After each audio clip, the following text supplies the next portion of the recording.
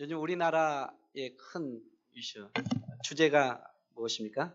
아마 며칠 안 남은 이제 대선이겠죠. 그렇죠? 대선. 누가 대통령이 될 것인가. 최대의 관심사 가운데 하나죠. 왜냐하면 역사 가운데 이제 대통령이 탄핵되고 탄핵 이후에 이제 다시 이제 장미 대선을 치르고 있기 때문에 아마 누가 대통령이 될 것인가 최대의 관심사 가운데 하나죠.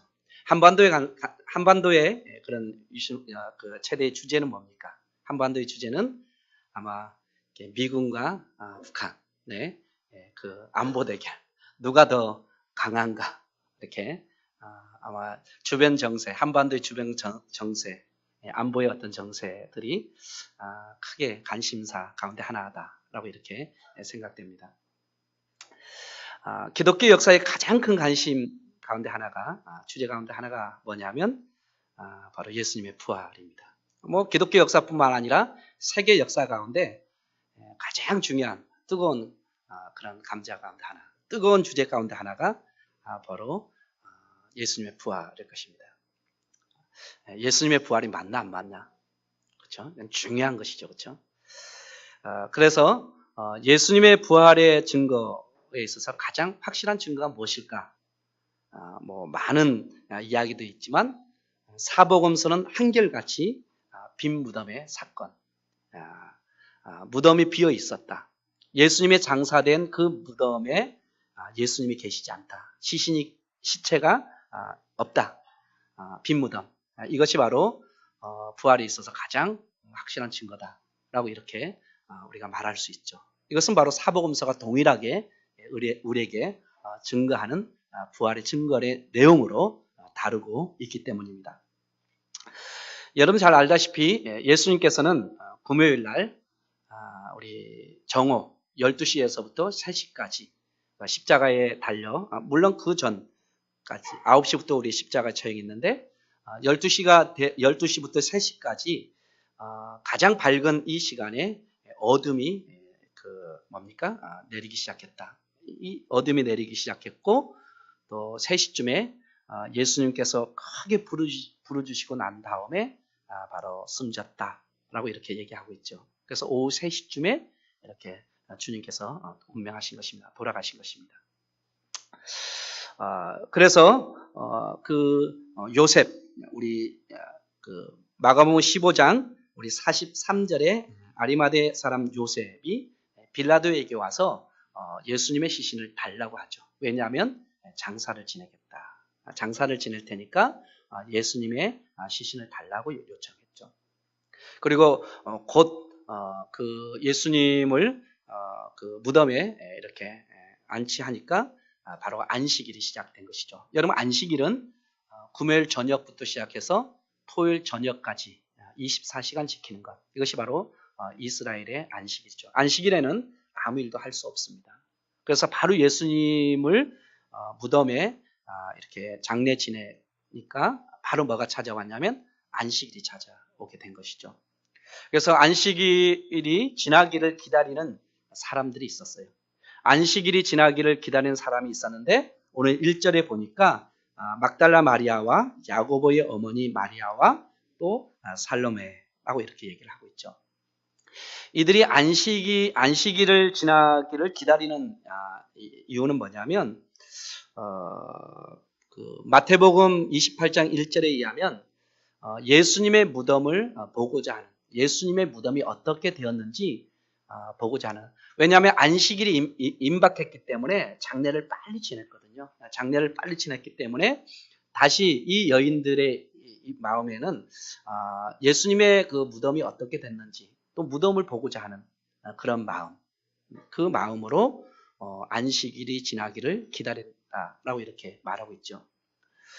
그러나 마가나 누가복음에 의하면 안식일이 바로 왔기 때문에 예수님의 그 죽은 몸에 부패를 방지하기 위해서 방부제를 이렇게 바르지 않은 시신에 이제 방부 처리를 하지 못해서 바로 안식일이 왔기 때문에 안식일이 지나면 이 여인들이 항품을 구입해서 예수님의 그 죽은 몸에 가서 부패를 좀 빨리 일어나지 않도록 그 방부 처리하기 위해서 안식일이 지나기를 기다렸다라고 이렇게 마가와 누가는 이렇게 기록되어 있죠. 어떻든 간에 이 여인들은 우리 그 마가복음 15장 41절에 말하는 같이 갈릴리에서부터 예수님을 따르고 예수님을 섬겼던 여인들이다라고 이렇게 기록되어 있죠. 바로 갈릴리라는 것은 뭡니까? 예수님이 생애, 예수님의 사역의 전반 전체를 갈릴리 중심에서 사역을 하셨죠. 그렇기 때문에 예수님의 사역의 초기부터 지금 죽음에 이르기까지 늘상 그 예수님을 따랐던 여인들입니다. 예수님을 따랐던 이 여인들이 이제 마지막 예루살렘까지 올라오게 되어졌고, 그리고 빌라도의 법정과 그리고 십자가의 처형과 또 장례에 이르기까지 끊임없이 주님을 따랐던 여인들이 바로 이 여인들이었고, 이 여인들이 바로 예수님의 그 무덤을 보고자 하는 마음, 또 예수님의 죽은 몸에 그 썩지 않도록 방부 처리하기 위해서 안식일을 지나기를 기다렸다라고 이렇게 성경은 말하고 있죠. 그래서 그들은 2절에 보면 안식 후 첫날이 됐을 때 그들은 무덤으로 간 이유가 바로 그런 것이죠. 무덤을 보고자 하고 또 죽은 몸에 방부 처리를 하기 위해서 그들이 안식일이 지나기를 기다렸고 안식 후 첫날 아침 일찍 무덤을 찾아갔다라고 이렇게 말하고 있죠. 여러분, 이런 상황 가운데 좀 모든 사복음이 침묵하는 대상이 있어요. 사복음이 침묵하는 대상이 뭡니까? 제자들이죠. 제자들. 여러분, 빌라도의 법정과 십자가의 처형과 그리고 장례와 부활의 첫 아침까지 제자들의 이야기는 언급되어 있지 않습니다. 제자들은 어디가 있을까요? 제자들은 그렇게 얘기했잖아요. 특히 베드로는 내가 죽을지언정 예수님을 부인하는 일은 없을 것입니다. 다른 사람이 다 주님을 버릴지라도 나는 주님을 버리는 일이 없을 겁니다. 그렇게 장담했던 베드로. 그리고 그렇게 베드로같이 얘기는 하진 않았지만 나머지 제자들도 예, 우리도 마찬가지입니다 라고 이렇게 아마 생각했을 것 같아요. 그러나 그 제자들도 다 주님을 버리고 도망을 갔죠. 그리고 어디 있습니까? 요한복음 20장 19절에 보면 마가의 다락방인지 아니면 어떤 방인지 모르겠지만 그 방 속에 그 제자들이 다 들어가서 모든 문을 걸어 잠그고 숨어 있다라고 이렇게 요한복음 6장 19절은 말하고 있죠. 3년간 신실하게 따랐던 제자들은 지금 어디에 있습니까? 숨어 있는 것입니다. 그러나 여인들은 끝까지 빌라도의 법정, 또 십자가의 길, 십자가의 처형, 그리고 이 장례, 또 안식 후 첫날 무덤으로 찾아간 이런 모든 것들에 움직이는 사람은 여인들이었습니다. 끊임없이 예수님을 따라 움직였고 예수님을 따르고 예수님을 섬겼던 자들은 바로 여인이었음을 복음서는 말하고 있죠. 제자들은 숨어 있었습니다.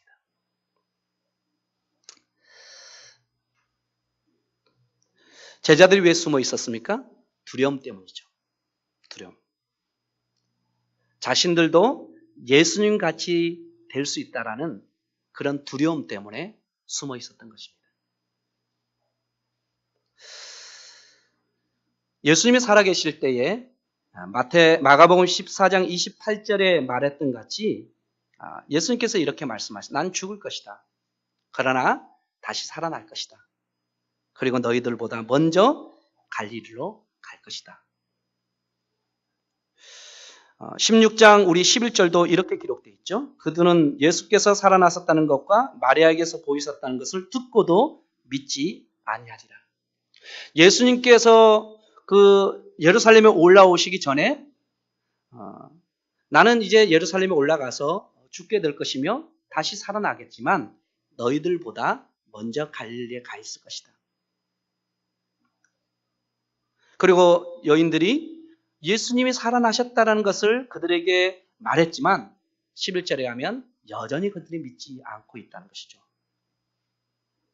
그들은 예수님이 살아나실 것이냐에 대해서 전혀 기대감이 없었던 것이죠. 그들은 절망 가운데, 두려움 가운데 그 집 속에 숨어 있는 그 제자들의 모습을 보게 됩니다. 사랑하는 성도 여러분, 진정한 헌신은 말에 있지 않습니다. 진정한 헌신은 삶의 행동에 있는 것이죠. 믿음은, 살아있는 믿음은 행동하게 합니다. 믿음은 명사가 아니라 어쩌면 믿음은 동사일 것입니다. 참된 믿음은 이 여인들 같이 끊임없이 주님을 따르는, 또 주님을 향해서 움직이게 하는 것, 이것이 참된 믿음이며 헌신인 것입니다. 제자들은 말은 잘했어요. 죽을지언정 다 버릴지라도, 자기의 신념과 자기의 확신 가운데 말은 했지만, 그러나 그들은 예수 그리스도의 그 고난과 죽음 앞에서, 장례 앞에서, 살아남 앞에서 그들은 침묵하고 있는 것을 보게 됩니다.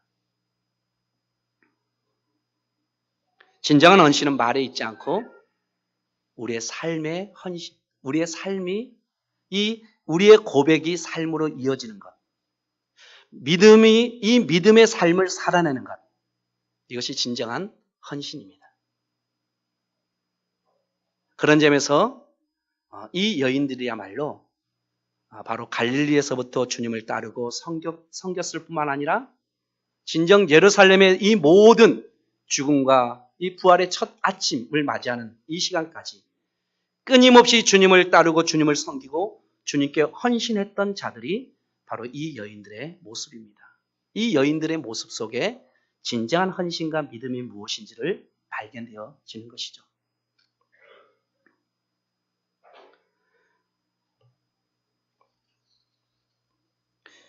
어쨌든 갈릴리에서부터 따라온 이 여인들은 예수님께 매우 헌신적이었습니다.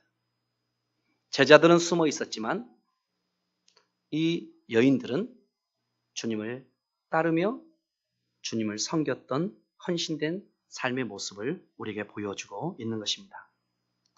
그래서 그들은 안식 후 첫날, 안식일을 지나기를 기다리며 안식 후 첫날이 됐을 때 가장 먼저 이른 아침에 무덤을 찾아갔습니다.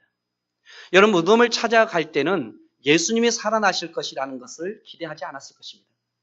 그들은 단지 예수님의 무덤이 어떻게 되었는지, 그리고 예수님의 그 시신을 썩지 않도록 방부 처리하기 위해서 단지 그런 마음으로 주님께 그 무덤으로 찾아간 것이죠. 그런데 기대하지 않았던 그 여인들에게 놀라운 역사, 놀라운 은혜가 경험되어지는 것을 보게 됩니다. 단지 주님의 무덤을 찾아갔던 이 여인들에게 어떤 일이 일어나고 있냐면, 무덤이 비어 있다는 빈 무덤에 대한 최초의 목격자가 되어지고, 그리고 부활의 소식을 듣는 자들이 되어지고, 또한 최초의 부활의 증인이 되어진 것, 이것이 바로 이 여인들이었다라고 성경은 말하고 있죠. 이 여인들이 무덤을 찾아가면서 걱정이 하나 있었습니다.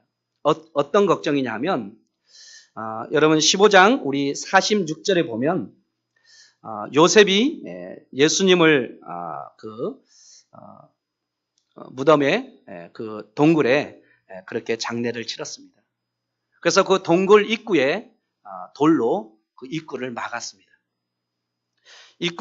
돌로 그 무덤 입구를 막았는데, 그 돌이 얼마나 큽니까? 4절에 보면 그 돌이 심히 크더라라고 얘기하죠. 그 돌이 무덤 입구에 그 입구에 있는 이 돌이 너무 크다는 것입니다. 보통 힘센 남자 3명에서 4명 정도가 힘껏 밀어야만이 겨우 움직일 수 있을 정도로 그렇게 돌이 컸습니다. 심지어는 얼마나 컸냐면 남자 20명이 달라붙어야 움직일 수 있을 만큼의 그 입구를 막는 돌이 그렇게 컸답니다. 그래서 이 여인들이 걱정이 그것이죠. 예수님의 그 시신을 썩지 않게 해서 방부 처리하기 위해서 가는데 누가 우리를 위하여 돌을 굴려줄 수 있을까? 그것이 그들의 걱정이었죠. 그러면서 그들은 가고 있었습니다. 그런데 무덤에 도착했을 때 어떤 일이 일어납니까? 4절에 보면 눈을 들어본 즉 벌써 돌이 굴려져 있는데 라고 얘기하고 있죠. 그들이 도착했을 때는 이미 무덤 입구에 돌이 굴러져 있었다는 것입니다. 여기서 굴러져 있다라는 단어는 수동태입니다. 누군가에 의해서 굴러졌다는 것이죠. 수동태. 그런데 이 앞에 어떤 수동태냐면 신적 수동태를 쓰고 있습니다. 신적 수동태. 그렇다면 누가 이 일을 하셨다는 것입니까? 하나님이 하셨다는 것입니다. 마태나 누가는 마가복음에서는 기록되어 있지 않지만 마태와 누가는 주의 천사가 하늘로부터 내려와 돌을 굴려냈다라고 말하고 있습니다. 이 돌이 굴러져 있는데 이미 굴러져 있는데 누가 하신 것입니까? 하나님이 하셨다는 것입니다. 하나님이 그 일을 하신 것입니다. 사랑하는 성도 여러분, 하나님이 왜 하셨습니까? 하나님이 그 무덤의 입구를 옮겨놓은 이유가 무엇입니까? 예수님을 나오게 하려고 하신 건가요? 예수님을 나오게 하기 위해서 하나님께서 그 입구의 문을 열어놓은 것입니까? 아닙니다. 여러분, 예수님은 하나님의 아들이십니다. 예수님은 부활하셔서 예수님은 문이 다 이렇게 닫혀 있는 그곳을 통과할 수 있는 그런 능력이 많으신 분이 바로 부활하신 주님이십니다. 부활하신 주님은 문이 닫혀 이 무덤 입구에 돌이 막혀 있지만 그것을 뚫고 나올 수 있는 능력이 부활하신 주님에게 있었습니다. 그렇기 때문에 이 돌을 옮겨 놓는 것은 예수님을 위한 것이 아닙니다. 누구를 위한 것입니까? 이 여자들을 위한 것입니다. 왜요? 무덤이 비어 있는 것을 보여주기 위한 것입니다. 그리고 그 안에 예수님이 계시지 않다는 것을 보여주기 위한 것이죠. 예수님께서 지금 부활의 증인으로 누구를 선택하셨습니까? 이 여인들을 선택하신 것입니다. 이 여인들을 선택하셔서 이 부활의 증인이 되기 위해서 그 모든 것을 보게 하신 것입니다. 무엇을 보게 하신 것입니까? 무덤이 비어 있다는 사실을. 무덤이 비어 있다는 것입니다. 그리고 그곳에 예수님이 계시지 않다는 것을 보여주기 위해서 하나님께서 무덤의 입구의 문을 옮겨 놓으신 것입니다. 사랑하는 성도 여러분, 이런 하나님의 가장 놀라운 일, 하나님의 가장 위대한 일에 하나님은 누구를 증인으로 선택하셨습니까? 이 여인들을 부활의 증인으로 선택하신 것입니다. 만약에 누군가 부활의 이야기를 조작하려고 했다면 여러분 누구를 선택하시겠습니까? 부활의 이야기가 조작된 것이다. 그리고 부활의 이야기를 조작하려 했다면 여러분 누구를 선택하시겠습니까? 적어도 이 여인들을 선택하지 않았을 것입니다. 저는 가장 먼저 언론 매체를 나는 붙잡을 것입니다. 가짜뉴스. 언제부턴가 가짜뉴스를 통해서 어떤 이야기를 조작하려고 하는 의도들이 있는 것을 보게 됩니다. 여러분, 부활의 이야기를 조작하려고 한다면 언론을 잡지 않겠습니까? 그래서 가짜뉴스를 퍼뜨리고 그 이야기를 조작시키려고 하지 않겠습니까? 여러분, 부활의 이야기를 조작하려고 하면 오늘날 누구를 붙잡겠습니까? 공권력, 뭐니 뭐니 해도 검찰을 붙잡겠죠. 검찰의 공권력을 이용해서 조작하려고 하겠죠.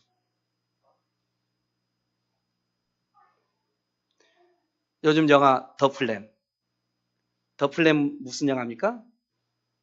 선거가 조작됐다는 이야기죠. 선거를 조작시킬 수 있다. 무엇을 통해서요? 그 기계를 통제함으로. 투표를 세는 이 기계를 통제함으로 우리는 뭐를 조작할 수 있다? 선거를 조작할 수 있다는 것이죠. 그 지식, 이 지능과 지식을 통해서 우리는 기계를 통제할 수 있다. 그래서 조작이 가능하다.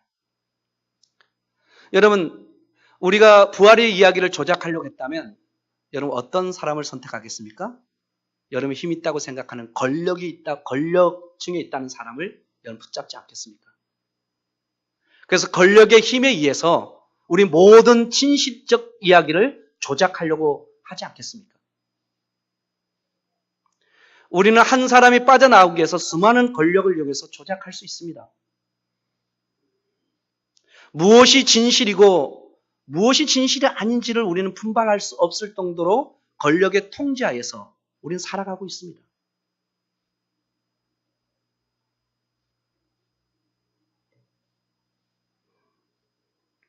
부활의 이야기를 조작하려고 했으면 하나님께서는 이 여인들을 선택하지 않았을 것입니다. 사도 바울은 이렇게 고린도전서 1장 27절과 28절에 이렇게 기록하고 있죠. 하나님은 미련하고 약하지만 하나님께서는 이 미련한 자를 선택하셔서 지혜로운 자를 부끄럽게 하시고 하나님은 약한 자를 선택하셔서 강한 자를 굴복시키시고 세상에 미련하고 세상에 참으로 쓸모없다고 생각하는 멸시받는 자들 선택하셔서 이 세상의 지식과 이 세상에 있는 지혜를 참으로 부끄럽게 하는 것. 이것이 바로 하나님의 역설이죠. 하나님은 이 약하고 미련한 이 여인들을 통해서 이 땅에 있는 지혜자들과 이 땅의 강한 자들을 부끄럽게 하시는 것이죠. 이것이 바로 십자가입니다. 이것이 바로 부활의 이야기입니다. 하나님께서 선택하시는 것은 이 땅에 있는 지혜와 이 땅에 있는 강한 자가 아닙니다. 하나님이 선택하시는 자는 어쩌면 이 여인들 같이 미련하고 약한 자를 통해서 부활의 증인으로 하나님은 선택하시고 하나님 그렇게 그들을 사용하시는 것입니다. 하나님은 언론 매체를 잡지 않습니다. 하나님은 검찰의 공권력을 이용하지 않습니다. 하나님은 더 플랜과 같이 지능과 지식을 통제하지 않습니다.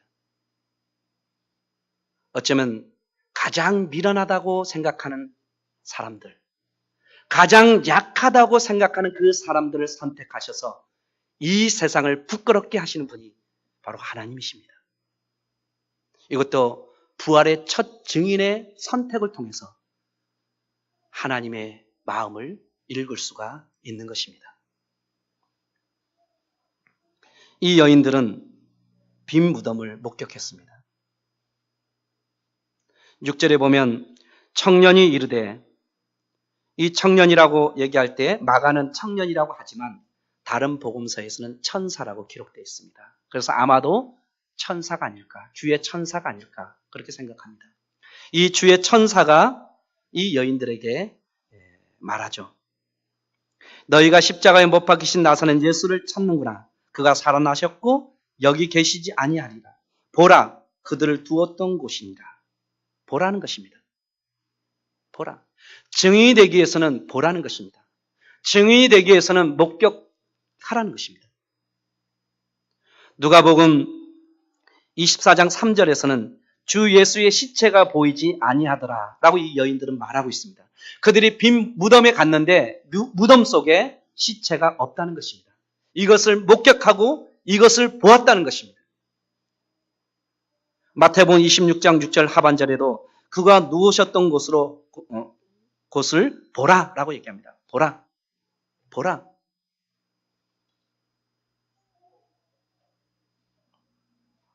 그들이 본 것은 무엇입니까? 무덤이 비어 있다는 것입니다. 예수님이 계시지 않다는 것입니다.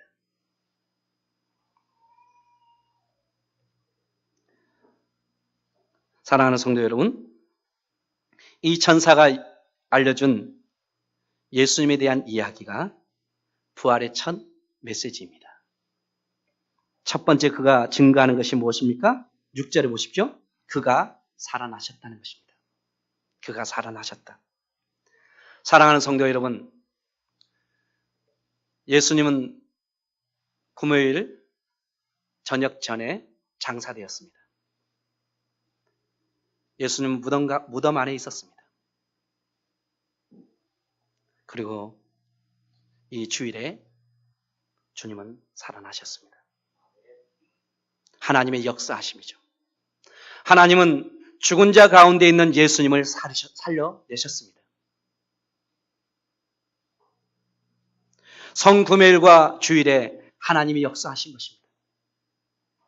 하나님의 능력과 하나님의 권능으로, 하나님의 창조의 능력으로 죽은 자 가운데서 예수 그리스도를 살려내셨습니다. 부활은 무엇보다도 하나님의 새로운 창조의 역사이며 하나님의 강력한 행동입니다.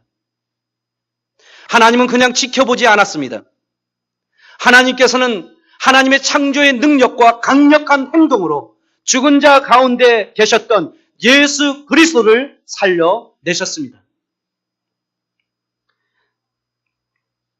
초대교회는 이런 부활의 강력한 메시지 앞에 초대교회가 세워졌습니다.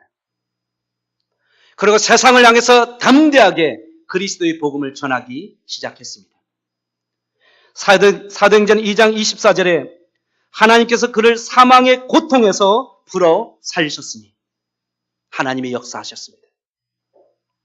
사도행전 3장 15절에 생명의 주를 죽였도다. 하나님이 생명의 주를 죽였도다.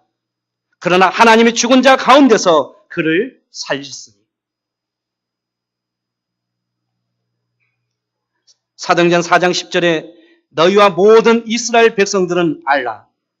너희가 십자가에 못 박고 하나님이 죽은 자 가운데서 살리신 나사렛 예수. 고린도전서 6장 14절에 하나님이 주를 다시 살리셨고 하나님이 역사하셨습니다. 죽은 자 가운데 있던 예수 그리스도를 살려내셨습니다. 그래서 우리의 생명이 되게 하셨고 우리의 부활의 첫 열매가 되게 하셨고 우리의 주가 되게 하셨습니다. 부활절 이 아침에 우리에게 주는 위대한 복음의 첫 메시지는 죄와 사망의 권세를 깨뜨리시고 예수님의 죽은 자 가운데서 다시 살아나셨다는 것입니다. 사랑하는 성도 여러분, 죄와 사망의 권세를 깨뜨리셨습니다. 그리고 다시 살아나셨습니다. 요한복음 11장 25절에 예수님께서 이렇게 말씀하셨죠. 나는 부활이요 생명이니 나를 믿는 자는 죽어도 살겠고 또 영원히 산다 라고 주님께서 말씀하셨죠. 이것을 진히 입증하신 것입니다.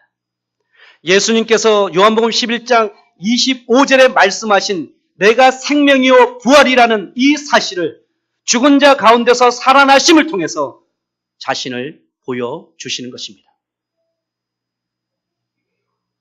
사랑하는 성도 여러분, 죄와 사망의 권세가 깨트려졌습니다. 히브리서 2장 14절과 15절에 말하는 같이 우린 죽음의 권세 앞에 떨고 있었고 그리고 죽음의 권세를 잡은 사탄은 우리를 장악하고 있었습니다. 그러나 이제는 이 죽음의 권세를 잡았던 이 사탄을 깨트리시고 이 죄와 사망을 깨트리시고 우리를 이곳에서 건져내셔서 하나님의 나라, 생명의 나라로 우리를 옮겨주셨습니다. 이것이 부활의 첫 메시지입니다. 이제는 우리는 생명 가운데 있습니다. 우리는 죽어도 살게 될 것이며 살아서 예수 그리스도가 오시면 우리는 영원히 살게 될 것입니다. 이 사실을 이 부활의 첫 메시지 안에 우리는 이 믿음으로 반응하며 살아있는 존재로 이 땅 가운데 하나님 나라를 이루며 살아가는 성도들의 삶이 되어지기를 소망합니다. 이미 죄와 사망이 깨트려졌습니다. 사탄이 정복당했습니다. 이제는 우리는 예수 그리스도와 살아있는 존재가 되어진 것입니다. 두 번째 메시지는 무엇입니까? 6절 하반절에 그가 여기 계시지 아니하리라. 빈 무덤이죠. 빈 무덤은 그 자체가 부활의 강력한 증거입니다. 시신이 없다는 것입니다. 시신이 없다는 거예요. 그래서 기독교 역사 이래 이 빈 무덤의 사건을 끊임없이 조작하려고 했던 시도들이 있었습니다.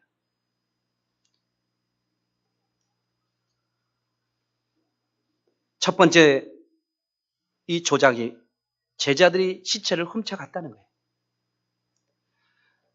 이 무덤 속에 시체가 없다는 것은 이 시체를 이 제자들이 와서 훔쳐갔다는 거예요.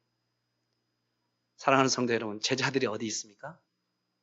두려워서 지금 방 안에 숨어 있었어요. 언제부터요? 여러분, 그가 빌라델비 법정에 서서 신문을 당할 때에 3번씩 부인하고 다 주님을 버리고 도망갔어요. 물론 한두 명의 제자들은 골고다의 그 십자가의 길을 걸어가고 그 십자가의 처형을 당하는 곳에 멀찍이 숨어서 지켜보는 저자들도 있었지만 그들은 예수님이 십자가에 달려 죽으시고 그들은 다 방 속 집 안에 문을 꼭꼭 걸어 당기고 숨어 있었던 자들입니다. 두려워서요. 그런 자들이 예수님의 시체를 훔쳐갔다고요? 이 여인들이 찾아간 그 무덤은 잘못 찾아갔다라고 또 그렇게 말해요. 이 여인들이 잘못 찾아갔을 것이다. 여러분, 이 여인들이 무덤을 예수님이 그 무덤에 장사되어지는 것을 끝까지 목격한 자들입니다. 한두 명이 아닙니다. 여러 명의 여인들이 예수님의 그 무덤을 장사 지낸 무덤을 목격한 자들입니다. 근데 그 여인들이 잘못 찾아갔을 확률이 있을까요?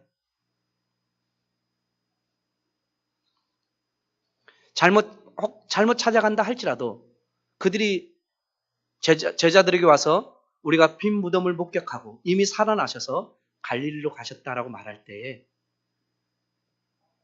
우리는 다른 복음서에 의하면 베드로가 즉각적으로 그 무덤을 찾아갔어요. 베드로도 빈 무덤을 목격했어요. 예수님을 장사 지낸 사람이 아리마대 요셉입니다. 이 요셉이 시체를 다른 데로 옮겼대요. 여러분, 그 입구에 누가 지키고 있었을까요? 군인들이 지키고 있었습니다. 로마 군인들이. 그런데 이 요셉이 와서 예수님의 시신을 다른 데로 옮겼대요. 어떻든 간에 수많은 이 빈 무덤에 대한 도전들이 있었어요. 왜냐하면 이 빈 무덤이야말로 가장 강력한 부활의 증거이기 때문입니다. 그곳에 예수님을 장사 지냈는데 그곳에 시신이 없는 것입니다. 왜요? 살아났기 때문이죠.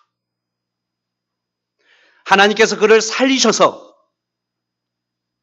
그 무덤을 나오게 하셨기 때문에 그 무덤이 비어 있는 것입니다. 그러면서 세 번째, 이 주의 천사가 우리에게 주는 메시지는 세 번째는 무엇입니까?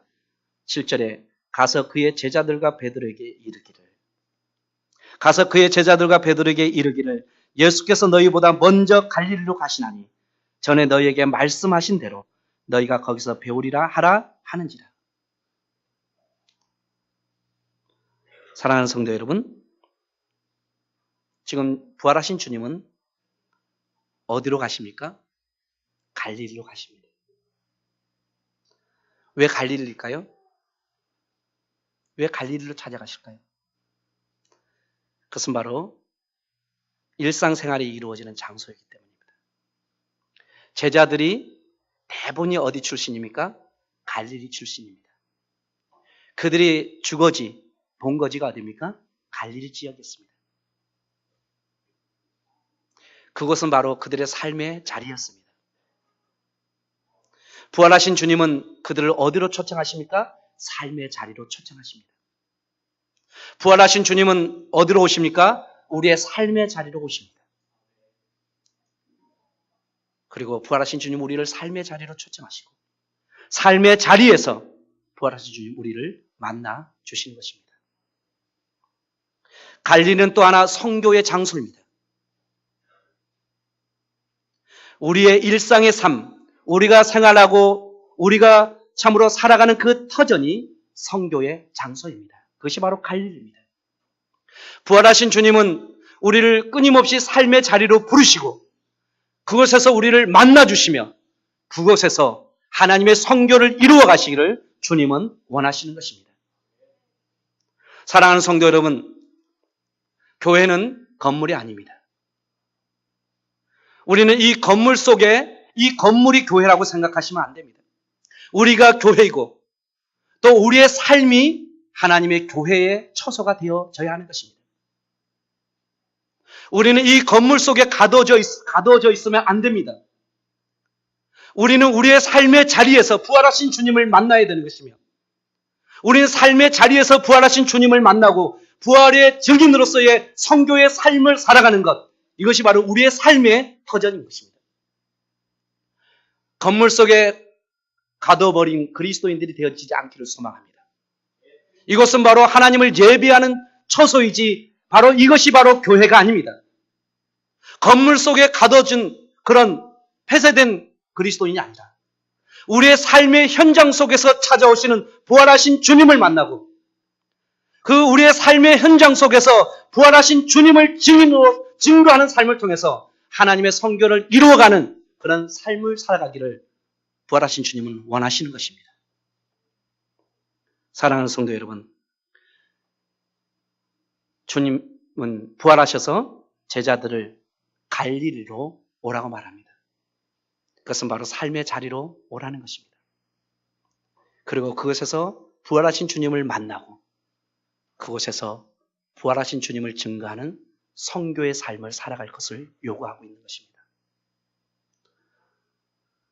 사랑하는 성도 여러분, 부활의 메시지는 무엇입니까? 예수님이 죽은 자 가운데 살아나셨다는 것입니다. 그리고 그곳에 계시지 않는다는 것입니다. 그리고 우리를 갈릴리로 오라고 말씀하시는 것입니다. 우리의 삶의 자리로 오라는 것입니다. 그곳에서 부활하신 주님을 증거하는 성교의 삶을 살아가라고 부활하신 주님 우리에게 요구하고 계시는 것입니다. 사랑하는 성도 여러분, 부활의 진정한 메시지, 부활절의 진정한 의미가 무엇입니까? 죄와 사망과 권세를 깨뜨리시고 승리하셔서 우리에게 생명과 승리를 주신 예수님을 찬양하며 예수님을 경배하는 것입니다. 그리고 우리의 삶의 자리에서 부활하신 주님을 만나고 그리고 부활하신 주님을 열정적으로 전하는 삶으로 우리를 부르시고 계시는 것입니다. 사랑하는 성도 여러분, 이 여인들처럼 부활하신 주님을 끝까지 따르고 섬기는 그런 헌신된 삶을 살아가는 우리 성도들이 삶이 되어지기를 소망합니다. 그래야 해서 부활의 증인으로서 우리가 이 땅 가운데 살아갈 뿐만 아니라 하나님 나라를 이루어가는 삶을 살아가는 우리 모두가 되어지기를 주님의 이름으로 간절히 축원합니다. 하나님 아버지 참 감사합니다. 이 부활의 아침에 우리가 빈 무덤 사건을 통해서 이 부활이 진정 역사적 그 가운데 일어난 진정한 사실임을 믿게 하여 주셔서 우리가 이 믿음으로 주님을 따르게 하시고 또 이 믿음으로 주님의 나라를 이루어가는 삶을 살아갈 수 있도록 은혜를 베풀어 주셔서 감사합니다. 하나님 아버지, 말에 있지 않고 우리의 믿음으로 살아내는 삶에 있음을 또 우리가 행동으로 옮겨지는 삶에 있음을 우리가 알게 하여 주셔서 날마다 움직이고 실천하고 우리가 믿음으로 살아내므를 통해서 하나님 나라를 이루어가는 우리 모두가 되어줄 수 있도록 주님께서 함께하여 주시기를 원하오며 거룩하신 예수님의 이름으로 기도드려옵나이다. 아멘.